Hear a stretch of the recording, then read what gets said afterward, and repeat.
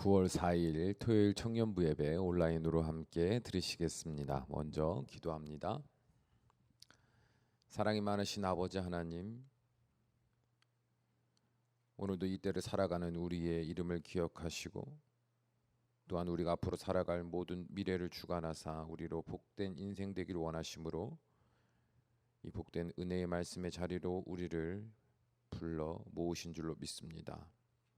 간절히 기도합니다. 성령 하나님이시여, 우리 주 예수 그리스도로 말미암아 하늘과 땅이 하나 되고 하나님의 영이 또한 우리의 심령 안에 주인 되게 하시는 놀라운 은혜가 우리 안에 있는 줄로 믿사오니 주의 말씀을 받을 때 우리의 마음을 지켜주시고 우리의 생각을 붙드셔서 지식이 아니요 믿음이 되게 하시며 회개가 되게 하시며 분명한 영적 의식이 될 수 있도록 역사하여 주셔서 말씀에 살아있는 능력이 우리의 삶에 놀라운 변화가 되는 복된 인생들이 될 수 있도록 인도하여 주시옵소서. 예수님의 이름으로 기도합니다. 아멘. 말씀 봅니다. 오늘 함께 볼 말씀은 요한복음 3장 3절에서 8절 말씀입니다. 요한복음 3장 3절에서 8절까지 말씀, 우리 한 목소리로 함께 있습니다. 예수께서 대답하여 이르시되 진실로 진실로 내게 이르노니 사람이 거듭나지 아니하면 하나님의 나라를 볼 수 없느니라. 니고데모가 이르되 사람이 늙으면 어떻게 날 수 있사옵나이까? 두 번째 모태에 들어갔다가 날 수 있사옵나이까? 예수께서 대답하시되 진실로 진실로 내게 이르노니 사람이 물과 성령으로 나지 아니하면 하나님의 나라에 들어갈 수 없느니라. 육으로 난 것은 육이요 영으로 난 것은 영이니 내가 내게 거듭나야 하겠다 하는 말을 놀랍게 여기지 말라. 바람이 임의로 불매 내가 그 소리는 들어도 어디서 와서 어디로 가는지 알지 못하나니 성령으로 난 사람도 다 그러하니라. 아멘. 오늘 말씀 제목은 바람을 느끼듯 바람을 따르듯입니다. 여러분의 신앙은 인간의 지성에 근거하고 있습니까? 아니면 말씀의 믿음에 근거하고 있습니까? 이 질문에 대해서 선뜻 대답하기 어려운 사람들이 많을 텐데요. 도대체 인간의 지성에 근거한 신앙과 하나님의 말씀을 믿음으로 그 믿음에서 비롯된 신앙은 무엇이 다를까? 그렇다면 인간의 지성과 말씀의 믿음에 근거한 각각의 사람들의 삶을 가상으로 한번 말씀드려 볼 테니까 잘 들어보세요. 먼저 인간의 지성에 근거한 신앙생활을 하는 사람을 관찰해 봅시다. 이들이 가지고 있는 신앙의 구조는 인간의 상식에 근거하고 있습니다. 그래서 인간의 이성으로 이해되지 않는 하나님의 말씀은 잘 받아들이려고 하지 않습니다. 예를 들어 고난 가운데 있는데 그 고난이 아닌 하나님을 바라보라는 말씀을 받아들이지 못합니다. 왜냐하면 당장의 고난을 해결하는 것이 그들의 상식에서는 먼저이기 때문입니다. 물론 하나님을 믿지 않는 것은 절대로 아닙니다. 그런데 마음에 납득이 안 되는 거예요. 어떻게 삶의 여러 문제들로 인한 고난 앞에서 태연하게 하나님만 의지하냐고 말입니다.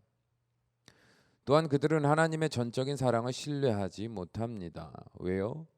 그들이 배우고 경험하며 살아온 인생의 기억들을 토대로 생각해 보았을 때 나를 무시하는 사람, 나를 미워하는 사람, 나를 기만하며 이중적으로 행동하는 사람 등등 그런 못되고 못된 인간들이 자신의 잘못을 인정하고 용서해 달라고 했을 때 용서할 뿐만 아니라 아무 일 없다는 듯이 뜨겁게 사랑하여 주고 또 그뿐만 아니라 자신이 가진 모든 것을 아낌없이 나누어 주는 그런 류의 사랑을 도저히 납득할 수가 없는 겁니다. 내가 살아온 인생의 흔적들 속에는 그런 사랑이 전혀 없었거든요. 그러니까 그런 사랑이 뭔지를 몰라요. 모르니까 기대도 안 하고 바라지도 않아요. 그러므로 제대로 된 신앙생활을 하지 않는 그런 나를 하나님이 사랑하신다? 도저히 믿어지지가 않는 겁니다. 그런 사랑을 믿을 수가 없는 거예요. 자기가 가진 상식 안에서는 절대로 믿을 수 없는 말인 겁니다. 우리가 착각하지 말아야 될 게, 여러분 오해하지 말아야 될 게, 하나님이요 신앙생활 열심히 하는 사람만 사랑해 주신다. 내가 하나님 앞에서 열심히 때 비로소 나를 사랑하고 인정해 주신다. 라는 식의 신앙생활, 그런 식의 어떤 이미지를 가지고 신앙생활을 하는 건 참, 그 이후의 신앙생활, 그런 생각에 바탕된 신앙생활은 솔직히 아무런 능력이 없어요. 여러분 우리가 하나님 오해하지 말아야 돼요. 하나님이요 우리를 사랑하시지 않는 게 아니에요. 쉽게 말하면 하나님이 우리를 사랑하셔서 고난으로, 때로는 광야와 같은 적막함 속에, 내가 아무것도 할 수 없는 상황 속에서 하나님만 바라보는, 난 아무것도 할 수 없구나 하나님이요라고 의지하는 그런 믿음의 순간을 주심으로 우리가 하나님만 의지하고 하나님을 바라는 그런 기본적인 첫 발을 내딛는 시간을 주실 수 있어요. 그런데 그 시간들에 대해서 우리가 하나님이 나에게 아무런 응답도 없고 나에게 아무런 믿음의 어떤 감동도 주시지 않는구나 막 이렇게, 왜냐하면 내가 하나님 앞에 열심히 신앙생활 안 하니까 하나님이 나를 그냥 놓으셨구나, 그렇지 그럴 만하지, 이런 식의 신앙생활을 하지 말란 얘기예요. 어쨌든 자기의 지성에 근거, 인간의 지성에 근거한 신앙생활을 하는 사람은 어쨌든 그럼에도 불구하고 나를 사랑하는 하나님을 도저히 믿지를 않아요. 왜냐하면 세상은 그런 사랑이 없거든요. 그러니까 하나님은 그런 나를 사랑하신다 하더라도 안 믿는 거예요. 믿어지지가 않는 거예요. 그래서 이런 인간의 지성에 근거한 신앙생활을 하는 사람들은 하나님만을 의지하라는 말 자체를 귀히 여기지 않습니다. 왜냐하면 하나님이 내 삶을 책임져 주시기를 바라기는 하지만 결국은 내가 해결해야 한다라는 생각이 훨씬 더 납득이 되는 판단이 되기 때문에 그래요.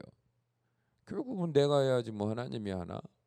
왜요? 내가 가진 지성에 의하면 내가 해야지.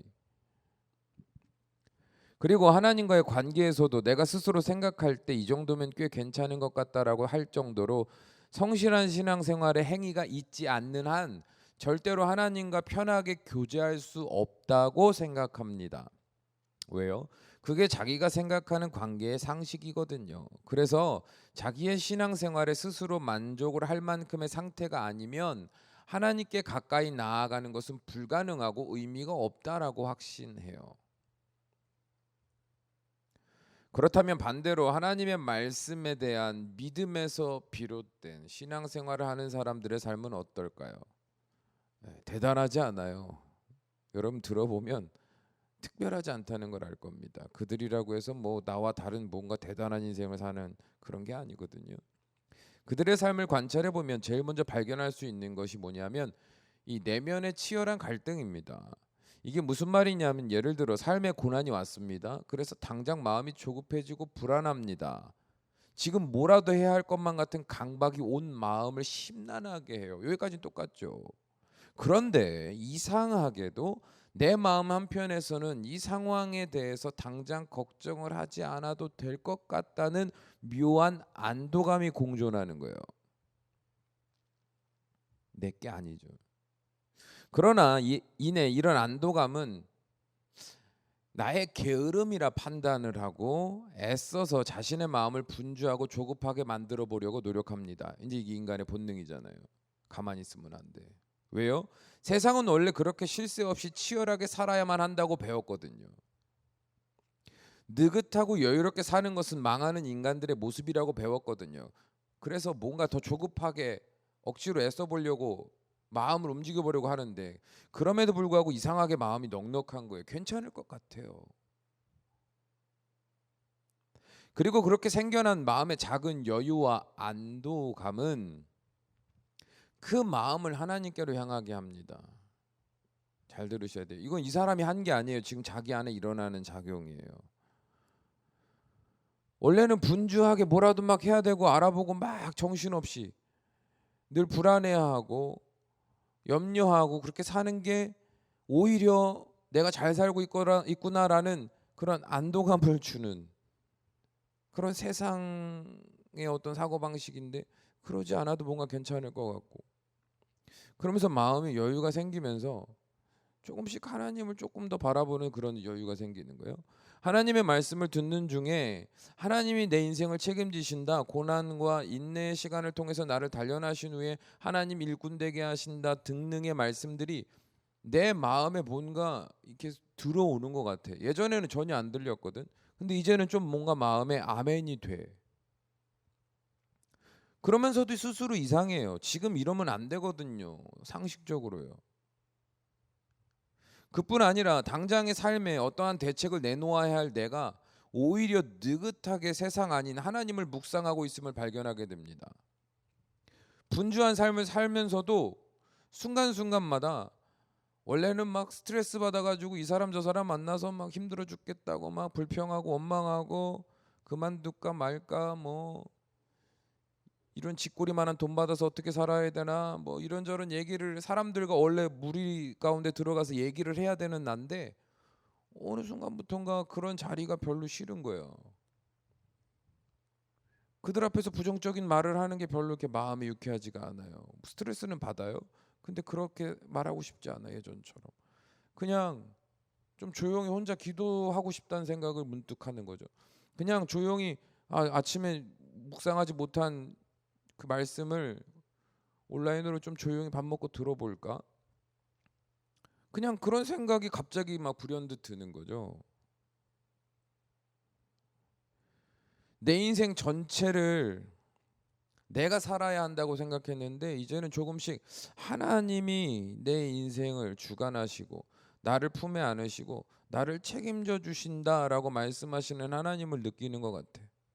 원래 불안해서 감정적으로 무너지고 삶의 어떤 여러 부분에서 짜증과 예민과 분노가 터져 나와야 하는 그 공식대로 사는 나였는데 불안한데 갑자기 마음이 괜찮을 것 같아. 불안이 내 감정과 내 행위로 이어지지 않는 뭔가를 만나기 시작했다는 거지. 그리고 하나님의 말씀이 잘 들리기 시작하면서 하나님이 책임져 주시겠지. 나도 모르게 그런 고백을 하고 아멘을 하고 있는 거다 이 말이에요. 그러다가 문득 눈물이 왈칵 나기도 해요. 뜬금맞은 거지. 옛날에는 울면서 기도한 적이 언젠지 기억도 안 나거든. 근데 뜨거운 부흥의 자리나 뭐 회개하라고 소리치는 예배 자리도 아닌데 그냥 길 가다가 문득 하나님 생각하니까 뭔가 마음이 위로가 되고 그냥 울컥해, 감격스러워. 그런 경험들이 늘어나는 거지. 그리고 이제는 하나님 앞에 조금 더 가까이 가도 괜찮을 것 같다는 자신감도 생기기 시작해. 죄인인 나를 사랑스럽게 바라보시는 하나님을 보는 것 같은 마음이, 그 따스함이 자꾸 이제 말씀 가운데서 삶에서 느껴지는 거다 이 말이에요.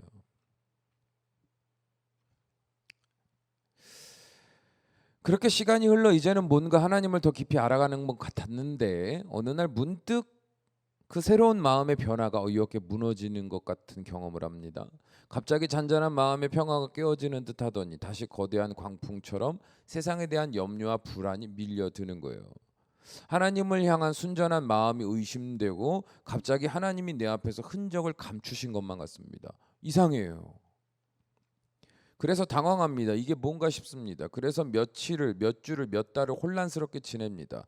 그런데 또 이상한 일이 생겨요. 그 답답했던 얼마간의 시간이 지난 후에 또 호련히 하나님을 바라보는 내 마음을 느낍니다.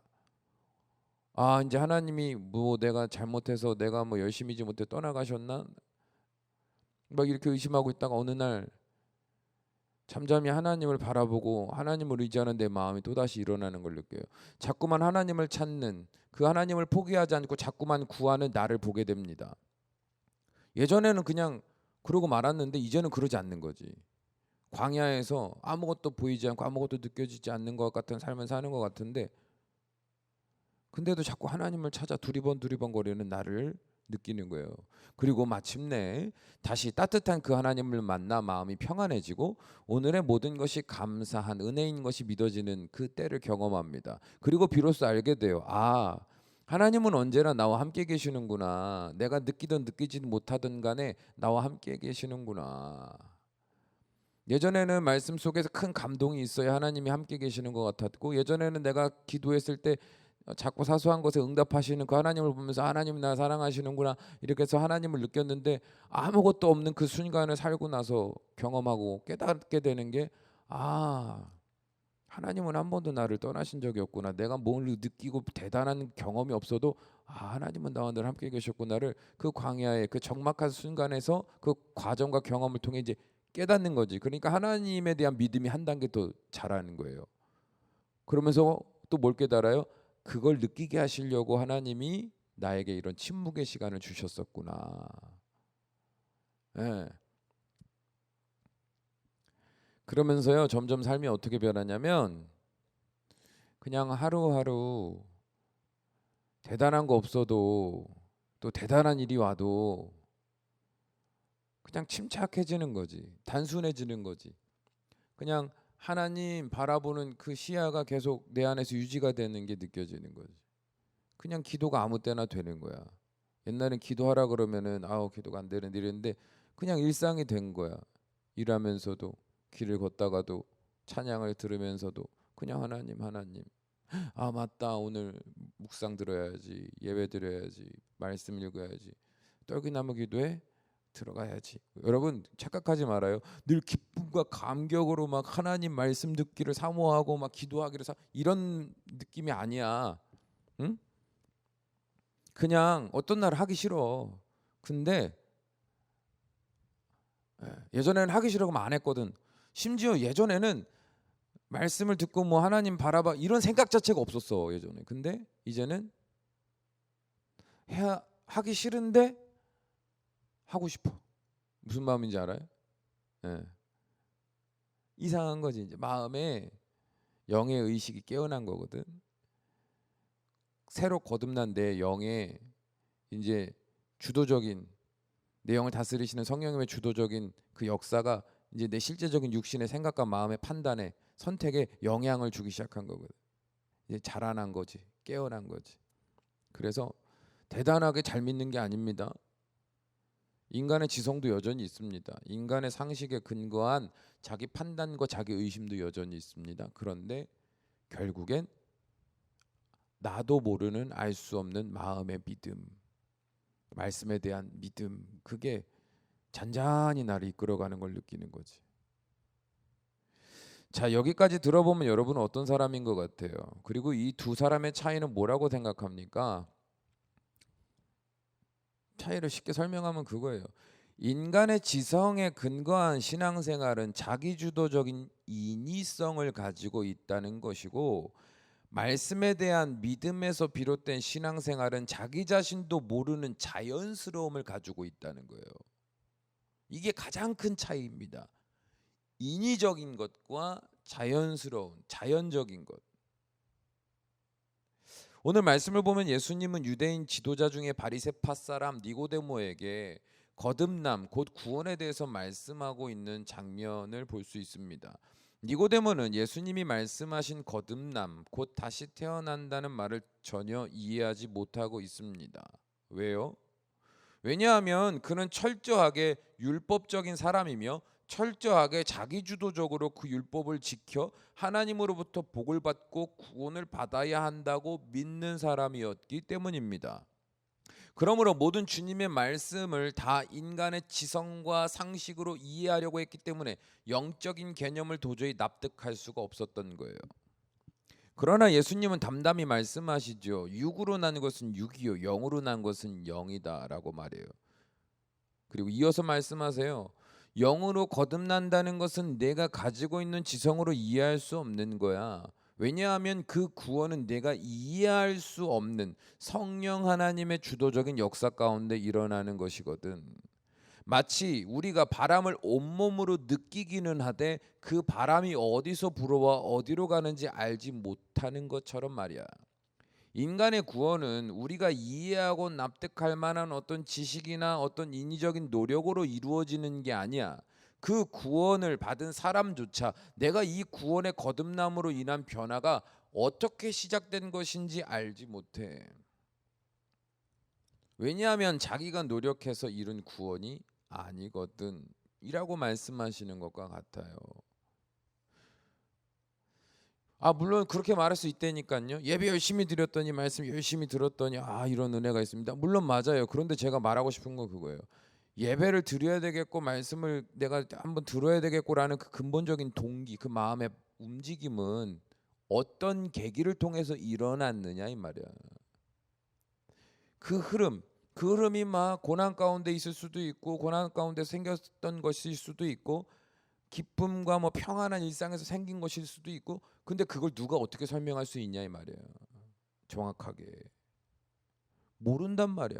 바람을 느끼지만 그 바람이 어디서 시작돼서 어디로 흘러가는지는 모른단 말이야. 마찬가지 하나님을 믿음으로, 그 말씀을 믿음으로 살아가는 그리스도인의 삶이란 인간의 노력으로 이루어지는 삶을 말하는 게 아닙니다.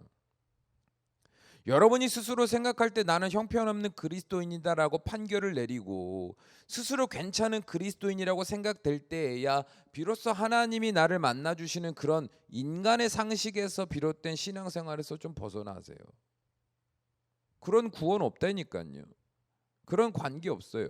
그냥 지금 여러분 모습 그대로 바람처럼 임하시는 성령 하나님 앞에 나아가면 됩니다.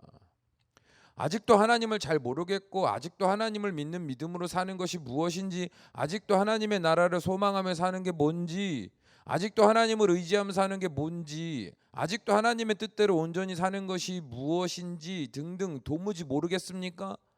아무런 걱정하지 말고 하나님의 말씀을 천천히 그러나 진지하게 한번 들어보세요. 양쪽으로 말씀드리는 게 아니에요. 질적으로 진지한 태도.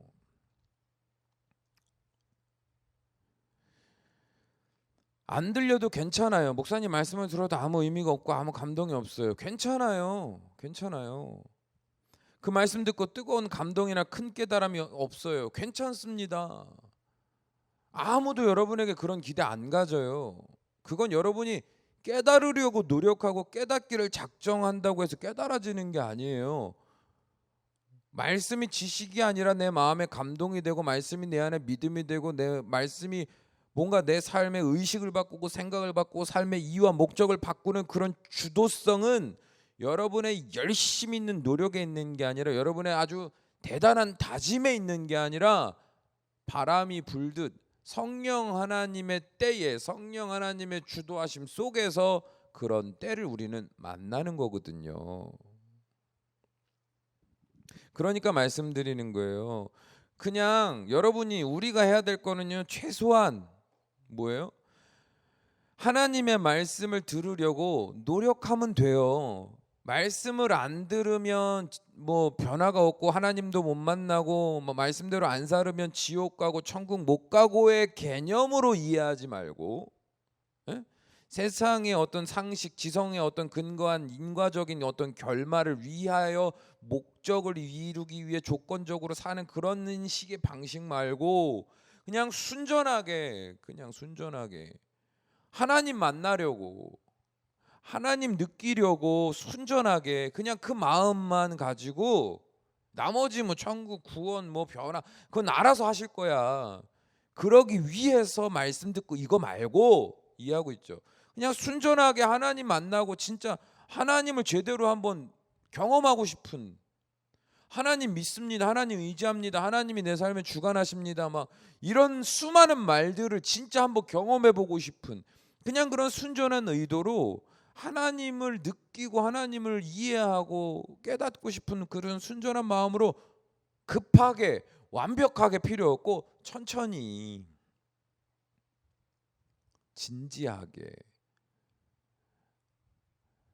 말씀을 듣는 자리, 예배하는 자리로 여러분 나가보면 된다 이 말이야. 그것만 하면 돼. 그럼 나머지는 성령 하나님이 예수 그리스도의 그 승리의 이름을 가지고 하나님의 그 아름다운 그 사랑과 섭리와 임재를 이렇게 느끼게 하시는, 경험하게 하시는 거야. 그래서 우리가 놀라는 거지. 그게 거듭남이야. 그게 구원받은 자로서 살아가는 어떤 삶의 시작과 과정과 열매들의 어떤 흐름의 큰 배경이란 말이지. 그래서 사람들이 말할 때, 막 아우 어떻게 그런 아름다운 하나님의 어떤 사역자로 살고 계십니까? 그러면 제가 어렸을 때 고생도 많이 하고요. 막 그랬는데 제가 그때 하나님 아니면 안 되겠다 붙들고 살았는데요. 하나님이요 막 이렇게 해주셨는데 그때도 제가 아니에요. 그냥 자기도 몰라. 모른다는 건 여러분 몰라요 이게 아닙니다. 분명히 어떤 변화와 어떤 과정이 있었는지 분명히 알지. 그때 내가 얼마나 기도했고 다 알지. 근데 그런 세밀한 변화의 과정을 여러분 그거 알아요?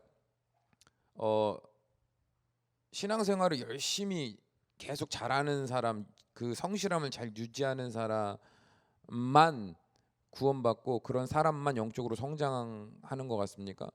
때때로는 그게 아니거든. 정말 죄인 중에 죄인과 같이 사는 사람이 어느 날 회심하고 변화되어 나와. 저 같은 케이스도 그래요. 제가 뭐 어렸을 때부터 막 주님만 바라보고 막 그렇게 살아가지고 목사 되고 뭐 아니에요. 세상에 빠져갖고 방황하고 정말 추한 꼴 보이면서 헛된 짓 하며 살아가고 막 엉망진창의 삶을 살아가고 그래도 하나님이 건져내시니까 하나님의 때에 하나님 붙들어 놓으시니까 나도 모르는 그 마음의 변화가 경험이 되더라고. 그러니까 내가 변화를 경험하고 있는데 내가 주체적으로 만들어낸 변화가 아니다 보니까 내가 나를 관찰하고 내가 나를 보고 놀라는 거지. 신기하고. 여러분 이거란 말이 바로 구원이란 거듭남이란 인위적인 게 아닙니다. 여러분의 노력의 인위적이 아니라 하나님의 주도적인 성령 하나님의 주도적인 흐름 안에서. 그래서요. 그 과정이 얼마나 걸릴지 어느 때까지 어떤 식으로 역사하여 주실지 아무도 몰라요. 남하고 비교하지 마세요. 스스로 생각할 때 또 왜 그러지? 옛날엔 잘 됐는데 요즘엔 또 왜 그러지? 막 스스로 평가하지 말아요. 그냥 말씀 앞에 잠잠히 나아가세요. 그러면 하나님이요 다 말씀을 하나님 음성이야. 그게 대화야. 그럼 하나님이요 이래서 그런 것도 있고 이런 부분은 네가 회개해야 되고 이런 부분은 네가 좀 결단을 해야 되고 이렇게 한 걸음 한 걸음 여기 이렇게 가야 돼. 그럼 말씀을 믿고 그렇구나 회개도 하고 그럼 인위적으로 노력을 하나? 물론 노력도 어느 정도는 해야 되겠지. 그러나 그 노력을 하고 싶다라는 동기나 노력을 했었고 실패했을 때 다시 내가 나아가야겠다라는 그 강한 의지나 이런 거는요 다 주님이 이렇게 붙들어 이렇게 인도하시는 거야. 우리는 그걸 믿고 그 흐름을 따르고 그 흐름을 느끼고 다시 그 거룩한 자리에 나아가서 이렇게 하나하나 침착하게 해가면 돼. 그래서 우리는 공로가 없는 거예요. 하나님 앞에서 자랑할 게 없는 겁니다. 여러분 믿으세요. 하나님은 결코 여러분을 포기하지 않아요. 그리고 여러분의 영혼을 반드시 새로운 사람으로 거듭나게 하실 겁니다. 예수님은 아직도 자신의 지성으로 구원을 이해하려고 하는 니고데모에게 요한복음 3장 16절에서 17절 말씀 이렇게 말씀을 니고데모에게 하신 말씀. 이와 같이 하나님께서는요. 이게 쉬운 말로 해석하면 이와 같이 하나님께서는 세상을 사랑하여 독생자를 주셨다. 이는 누구든지 그의 아들을 믿는 사람은 멸망하지 않고 영생을 얻게 하려 하심이다. 하나님께서는 세상을 심판하기 위해 그 아들을 세상에 보내신 게 아니라 자기 아들을 통하여 세상을 구원하시기 위해 아들을 보내신 것이다. 이렇게 말씀하거든요. 사랑하는 여러분, 조건을 보고 구원하시는 하나님이 아닙니다. 어느 정도 만족할 만한 수준에 우리가 이르러야 비로소 만나 주시고 또 구원하시는 그런 하나님이 아니라고요. 우리가 완전해져야만 사랑하시는 하나님이 아닙니다. 하나님은 오늘의 우리를 구원하세요. 오늘의 우리, 지금 오늘의 여러분을 구원하신다고. 그러므로 어떤 상황 속에서도 스스로의 지식과 정의로 신앙생활을 율법적인 방식으로 이어가지 말고 나를 새롭게 하시고 거듭나게 하시는 하나님 앞에 담담히 나아오세요. 다이어트 하나 하려고 그래도 식단 하나 바꾸고 여러분 잘 지키잖아. 응? 취업하려고 공부하고 뭐 직장 생활 하려고 상사와의 약속을 지키려고 알람 맞춰놓고 일어나가지고 벌떡벌떡 여러분 그 정도 노력도 필요 없어. 처음에는 그냥 듣든 아니 듣든 은혜가 되든 안 되든 그냥 습관적으로라도 좋으니까 아침에 눈 뜨면 최고봉부터 들으세요. 그게 어려워?